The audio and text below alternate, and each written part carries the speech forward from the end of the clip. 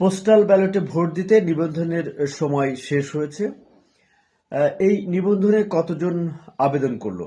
আপনারা জানেন যে বাংলাদেশে প্রথমবার মতো প্রবাসী যারা রয়েছেন তাদের ভোট দেওয়ার বিধান চালু করা হয়েছে এবং সেই বিধান অনুযায়ী অনলাইনে পোস্টাল ভোট রেজিস্ট্রেশনের একটি অপশন চালু করা হয়েছিল। আসন্ন ত্রয়োদশ সংসদ নির্বাচন এবং গণভোটে পোস্টাল ব্যালট ভোট দিতে যে দেশে ও বিদেশের বাইরে অ্যাপে নিবন্ধনের সময় শেষ হয়েছে ৫ জানুয়ারি।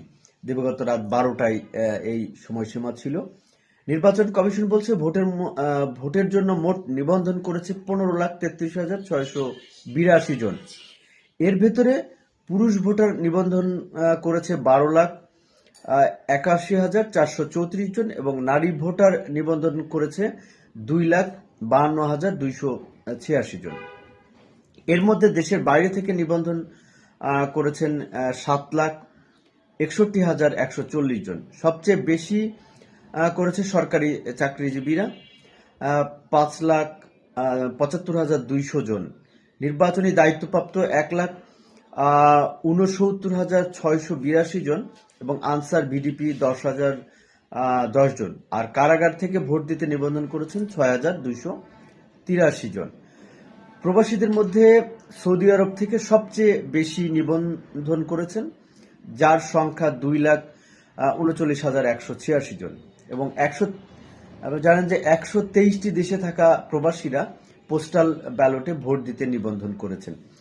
পোস্টাল ভোট বিডি অ্যাপের মাধ্যমে প্রবাসে ১৯ নভেম্বর থেকে এই নিবন্ধন কার্যক্রম শুরু হয়।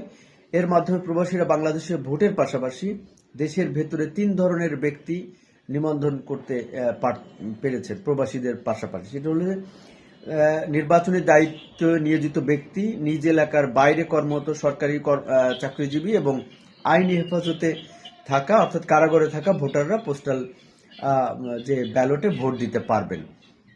এবং ২১ জানুয়ারি প্রতীক বরাদ্দ দেওয়ার পর যার যার আসনে পছন্দের প্রতীকে ভোট দিতে পারবেন নিবন্ধিত ভোটাররা এবং পরদিন থেকেই ফিরতি ডাকে পাঠানো যাবে সেই ভোটের যে ব্যালটটি। ডিজিটাল প্ল্যাটফর্ম থেকে আসন ভিত্তিক প্রার্থী তালিকা, নাম ও প্রতীক দেখে টিক চিহ্ন দিয়ে তারা পোস্টাল ব্যালটটি ভোট দেবেন এবং ফিরতি পাঠিয়ে দেবেন।